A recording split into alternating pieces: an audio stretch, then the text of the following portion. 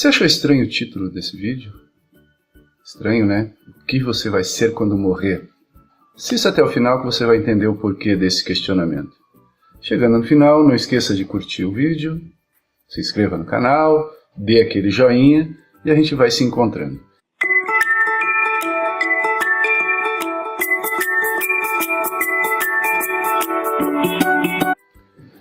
Pois então, o que você vai ser quando morrer? Também nunca tinha pensado nisso, mas recentemente, agora no meu aniversário, eu ganhei um livro do Mário Sérgio Cortella, Viver em Paz para Morrer em Paz. E eu estava lendo esse livro, num dos capítulos, especificamente no capítulo 18, ele fala alguma coisa que me fez pensar a respeito disso. E vamos fazer um vídeo diferente, eu quero ler para vocês o que o Mário Sérgio Cortella diz. Ele diz o seguinte: a felicidade está em enxergar o proibido, não em praticá-lo. Sobre isso, Stendhal, grande escritor francês, tem uma passagem ótima em um de seus contos. Numa tarde de calor escaldante, uma princesa está na sacada do palácio, deliciando-se com um magnífico sorbet. Frescura, né? Sorvete da época. De repente ela pensa: pena que não é pecado. Assim é o mundo. A noção do proibido, o impedimento de fazer algo aumenta o gosto e, consequentemente, o desejo do saciado. Desejo realizado é desejo esgotado. É desejo que deixou de existir, como escreveu um dia o filósofo alemão Friedrich Nietzsche. O vitorioso também será derrotado pela vitória. Interessante essa frase, né? O vitorioso será derrotado pela vitória.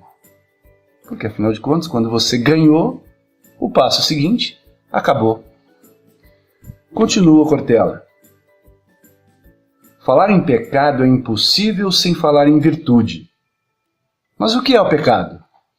É a maximização da virtude, ou seja, é a virtude exagerada. Assim, pelo excesso, uma admiração se torna em inveja. A virtude do prazer, por sua vez, vira luxúria. Quando exacerbada, a virtude da indignação se transforma em ira. O orgulho muda para a soberba e o descaso exagerado, preguiça. Há uma grande diferença entre desejo, vontade e necessidade. Desejo é um impulso vital. Vontade é uma carência transitória. A inclinação em direção a algo num certo momento. A necessidade é uma urgência. E fazendo uma parte, como nós estamos urgente, como nós carecemos de urgência nas nossas vidas. Já pensou sobre isso? Continuando. Uma necessidade é satisfeita. Uma vontade é suprida. A pessoa tem necessidade de beber, de comer, de ganhar a vida. Tem vontade de comer pipoca, de tomar guaraná no fim da tarde, de encontrar alguém. E essas vontades desaparecerão quando a carência for suprida. Já o desejo é a energia constante, aquilo que impulsiona uma pessoa, algo que ela não pode deixar de ter em seu horizonte. O desejo não é um estado, é um lugar aonde eu chego. O desejo é o horizonte, é aquilo que norteia, mas nunca se alcança. Como escreveu Eduardo Galeano sobre a utopia como horizonte: eu caminho 2 caminhos em direção ao horizonte, e o horizonte se afasta 2 passos de mim. Caminho 10 passos, e ele se afasta 10 passos. O horizonte não existe para que eu chegue até ele, sim para me impedir de caminhar. O desejo é que impede que eu pare de caminhar. Por isso, o desejo é imortal. É preciso lembrar que só os humanos são mortais, pois só os humanos sabem que vão morrer. Os demais animais não lidam com o conceito de finitude e, portanto, não são mortais. Assim, os cães e os gatos, por exemplo, vivem a eternidade, dado que passam o dia como se fosse um único. enquanto sabemos que, para nós, pode ser o último. O que é a imortalidade? É um presente contínuo, um presente sem fim.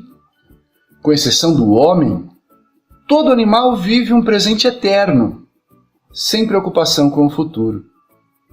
Ele vive, portanto, a imortalidade, e assim é imortal. E nós, não.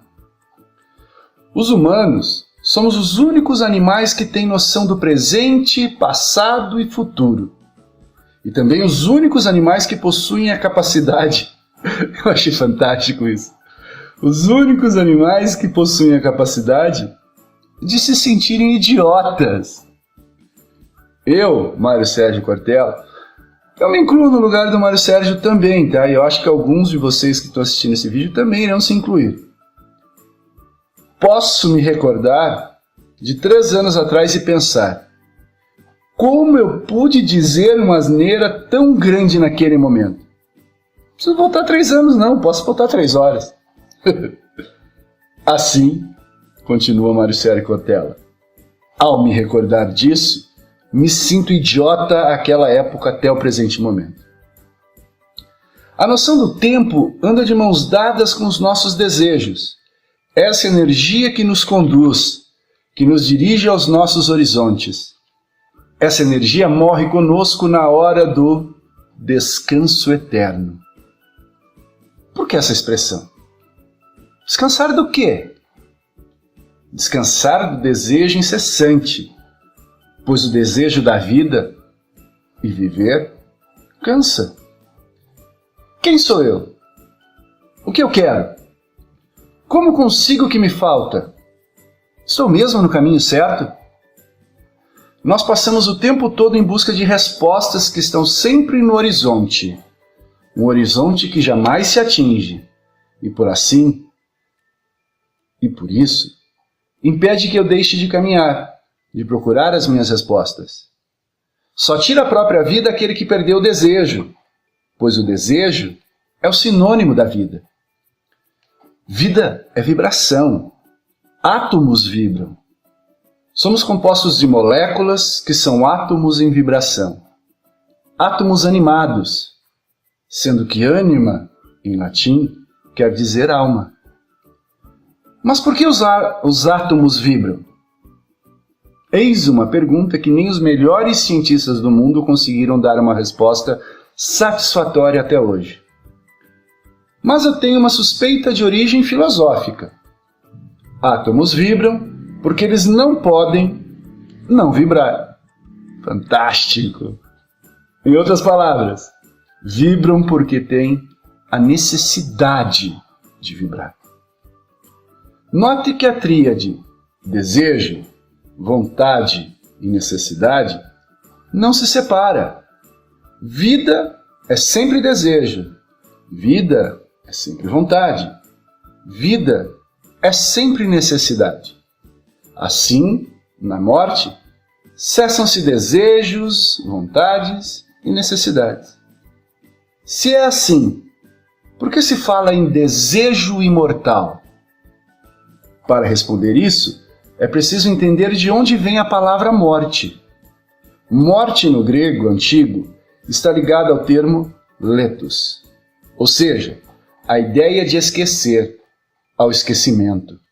E daí que vem letal. Assim, quem morreu não vibra mais, não chama atenção, é portanto esquecido. Por outro lado, também do grego clássico, aletos, ou não imortal, não mortal, aquilo que não é esquecido e portanto vive para sempre, é sinônimo de verdade, aletheia em grego. A verdade é eterna, não morre jamais. A verdade é a essência. A essência, por sua vez, é imortal. E a essência humana é o desejo. Por isso, ela é a minha verdade. E chegamos aqui a uma das questões mais difíceis para qualquer ser humano. Qual é a sua verdade? Qual é a sua essência? No dia em que você se for, essas questões irão embora com você? O que permanecerá de você no mundo? Agora eu volto lá no início do nosso vídeo. O que você vai ser quando morrer? É essa a questão. O que você vai deixar para as pessoas no mundo? Finaliza Mário Sérgio Cortella nesse texto. Permanecerá o seu legado. Permanecerá aquilo que você ensinou. Aquilo que você ensinou. Aquilo que você ensignou. As marcas que deixou. Permanecerá a sua verdade e a sua essência. Então aqui está a resposta para a pergunta do início do vídeo. O que você vai ser quando morrer? Você vai ser a sua verdade, você vai ser a sua essência de tudo aquilo que você fez ao longo da sua vida.